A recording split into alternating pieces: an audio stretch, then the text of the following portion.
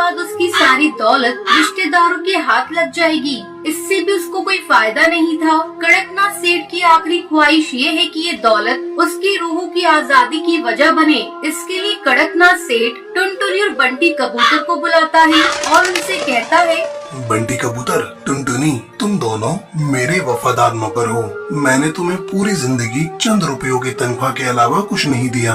मालिक, आप सेहतयाब रहिए, हमें आपसे और कुछ नहीं चाहिए। लेकिन अब मैं कुछ देना चाहता हूँ। क्या मालिक? मैं अपनी दौलत तुम दोनों में से किसी एक के नाम करना चाहता हूँ, लेकिन उसकी एक शर्त है। शर्त? मैं कुछ समझी नहीं मालिक।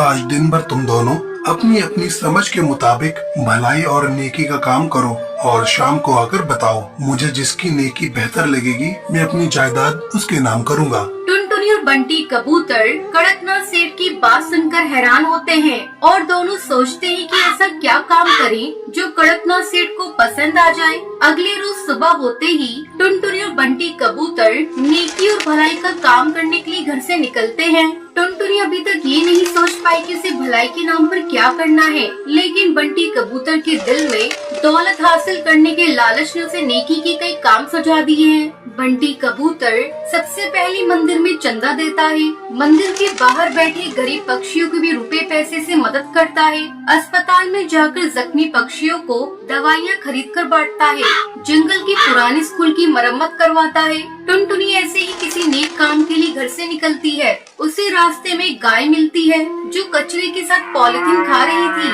अचानक वो गाय गिरकर तड़पने लगती है। टुनटुनी से फौरन जानवरों के अस्पताल ले जाकर इलाज करवाती है। उसके पेट से बहुत सारा पॉलिथीन निकलता है। इसके बाद गाय ठीक हो जाती है। हे भगवान, अब तो शाम हो गई। मैं कड़कनाथ सेठ से जाकर क्या कहूँगी? मुझे इस बात का मलाल नहीं है कि मैंने नेकी का कोई काम नहीं किया, बल्कि खुशी है कि मेरी कोशिश से गाय की जिंदगी बच गई। टुनटुनी गाय को अस्पताल में छोड़कर कड़कनाथ सेठ के पास जाती है। बंटी कबूतर भी कड़कनाथ सेठ के पास आता है और अपने पूरे दिन का काम कड़कनाथ कौवे को बताता है। बंटी कबूतर अपनी नेकी के सभी कामों को एक एक करके गिनवाता है और टुनटुनी सिर्फ इतना ही बताती है कि उसने सारा दिन गाय के इलाज पर खर्च कर दिया। टुनटुनी के पास बताने के लिए कुछ नहीं है, इसलिए वो चुप हो जाती है। बंटी कबूतर और टुनटुनी, मैंने तुम दोनों की बातें गौर से सुनी। बंटी कबूतर, तुमने दिन के 8 घंटों में 800 भलाई के काम किए हैं। शुक्रिया मालिक। टुनटुनी, तुम दिन भर में गाय के इलाज के अलावा और कुछ नहीं किया। तुम्हारे हिस्से में एक ही काम है। मालिक, मैं गाय की हालत देखकर सब कुछ भूल गई थी। मुझे आपकी जायदाद की बिल्कुल याद नहीं रही।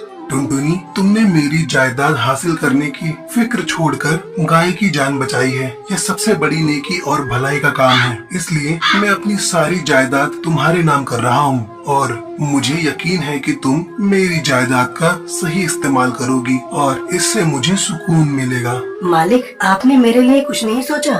बंटी कबूतर, फिक्र मत करो, मैं तुम्हें भी कुछ दे कर जाऊँगा। मालिक, मुझे आपकी जायदाद की ख्वाहिश नहीं है। आप बंटी कबूतर को ही सब कुछ दे दीजिए। नहीं टुनटुनी, आज से तुम ही मेरी जायदाद की मालकिन हो। बस एक ही गुजारिश है तुमसे, मेरी जिंदगी के आखिरी दिनों में तुम मेरे साथ रहकर मेरी देखभाल करना। टुनटुनी कड़कनाथ को शुक्रिया अदा करके उस गाय के पास जाती है जिसका उसने इलाज करवाया है। टुनटुनी गाय के पास जाकर उसे चारा खिलाती है।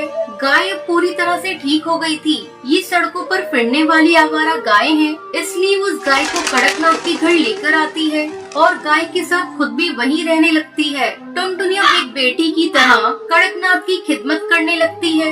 वक्त पर दवाई और खाना पीना देती है, गाय का ताज़ा दूध पिलाती है। टुनटुनी, तुम मेरी कितनी खिदमत करती हो, कभी आराम भी कर लिया करो। टुनटुनी, आज से तुम मुझे अब्बू जान कहोगी। ठीक है अब्बू जान, जब तक आप पूरी तरह से दुरुस्त नहीं हो जाते, मैं आराम नहीं करूँगी।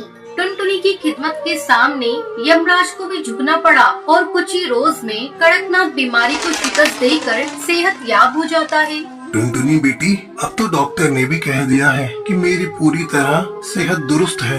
यह तुम्हारी वजह से मुमकिन हुआ है। नहीं अब्बू जान, आपके दुरुस्त होने में दवाइयों के साथ गाय के दूध का भी करिश्मा है।